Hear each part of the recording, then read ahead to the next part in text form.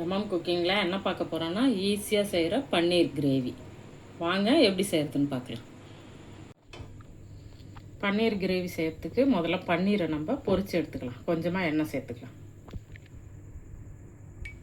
அந்த எண்ணெய் சூடாகிறதுக்குள்ளேயுமே நம்ம இதுக்கு மசாலா கொஞ்சமாக சேர்த்துக்கலாம். கொஞ்சமாக மஞ்சத்தூள், ஒரு ஸ்பூன் அளவு மிளகாத்தூள், கொஞ்சமாக உப்பு சேர்த்துக்கலாம். கூட நம்ம பன்னீரை சேர்த்துக்கலாம். கட் பண்ணி வச்சுருக்க பன்னீரை இது கூட நம்ம சேர்த்துக்கலாம்.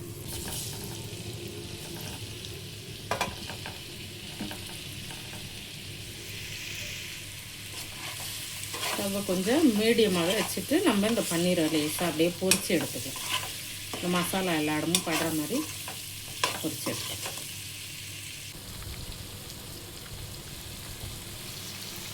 பொரித்த பன்னீரை நம்ம வேறு பிளேட்டில் மாற்றிக்கலாம். நம்ம வெங்காயமும் இதிலே போட்டு நம்ம கொஞ்சம் பொரித்து எடுத்துக்கலாம். ஒரு வதக்கி எடுத்துக்கலாம். இந்த மாதிரி பெருசாகவே போட்டுக்கோங்க. அப்போ தான் அந்த பன்னீரோட சேர்த்து சாப்பிடையில நம்மளுக்கு வெங்காயம் நல்லாயிருக்கும். ஒரு குடமிளகாய் சேர்த்துக்கலாம். ரெண்டையும் சேர்த்து நல்லா வதக்கி எடுத்துடலாம்.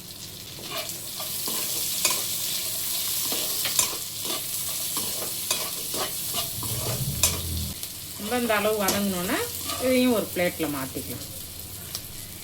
கொஞ்சமாக எண்ணெய் சேர்த்துக்கலாம். 2 பிரிஞ்சி இலை சேர்த்துக்கலாம். ஒரு 2 துண்டு பட்டை, ஒரு 2 ஏலக்காய், 2 லவங்கம் எல்லாம் சேர்ந்து நல்லா பொரியட்டும். கொஞ்சமாக ஒரு 1/4 ஸ்பூன் அளவு சோம்பு சேர்த்துங்க. வாசனைக்கு தான். நல்லா பொடியாக நறுக்கி வச்ச வெங்காயத்தை இது கூட சேர்த்து நல்லா பொடியாக நறுக்கிடுங்க.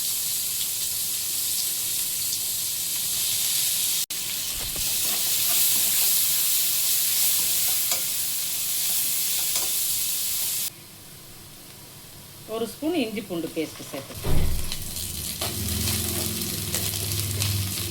பூண்டு நல்லா வதங்கிடுச்சு.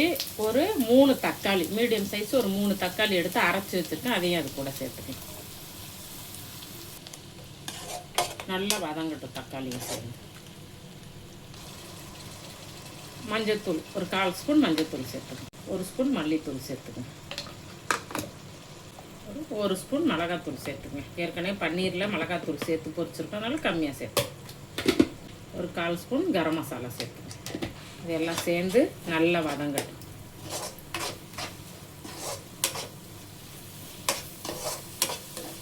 இதில் முந்திரி கொஞ்சமாக ஒரு 10 பீஸ் போல் உடச்சி ஊற வச்சுருக்கேன். அதை நம்ம மிக்சியில் போட்டு அரைச்சி எடுத்துகிட்டு வந்துடலாம்.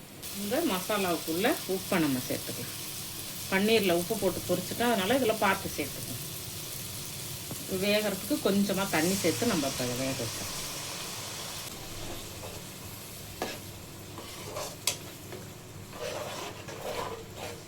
நல்லா எண்ணெய் பிரிஞ்சு வந்தோன்னே நம்ம வதக்கி வச்சுருக்க வெங்காயம், குடமிளகாய் ரெண்டையும் இது கூட சேர்த்துக்கலாம். இது ஒரு நிமிஷம் மட்டும் வெந்தால் போதும். நம்ம ஏற்கனவே நல்லா வதக்கிட்டோம். 1 நிமிஷம் மட்டும் வேகும். கூடவே கொஞ்சமாக புதினாவும் கொஞ்சம் கொத்தமல்லி போட்டு இது கூட வேக வச்சுக்கலாம்.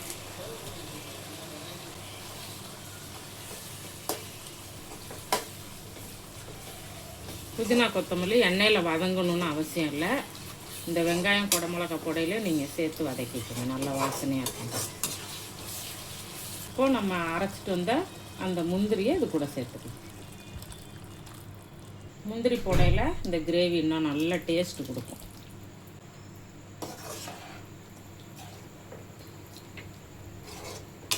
முந்திரி பேஸ்ட் எல்லாம் நல்லா கொதிச்சு வந்துடுச்சு. இப்போ நம்ம இது கூட பன்னீர் சேர்த்துக்கலாம்.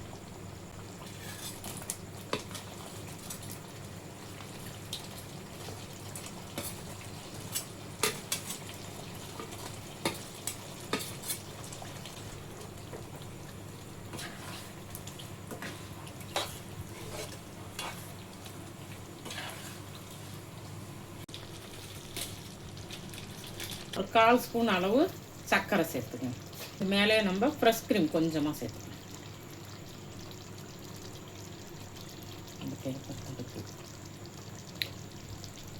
அதுலேயே கொஞ்சமாக கஸ்தூரி மேத்தி சேர்த்துக்கலாம்.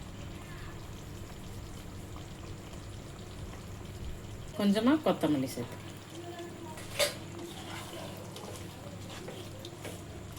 நம்மளோட பன்னீர் கிரேவி சூப்பராக ரெடி ஆயிடுச்சு. நீங்களும் உங்கள் வீட்டில் செஞ்சு சாப்பிட்டு பார்த்துட்டு எப்படி இருக்குங்கிறத கமெண்ட்டில் சொல்லுங்கள். லைக் பண்ணுங்கள், ஷேர் பண்ணுங்கள், சேனலை சப்ஸ்கிரைப் பண்ணி சப்போர்ட் பண்ணுங்கள். நன்றி.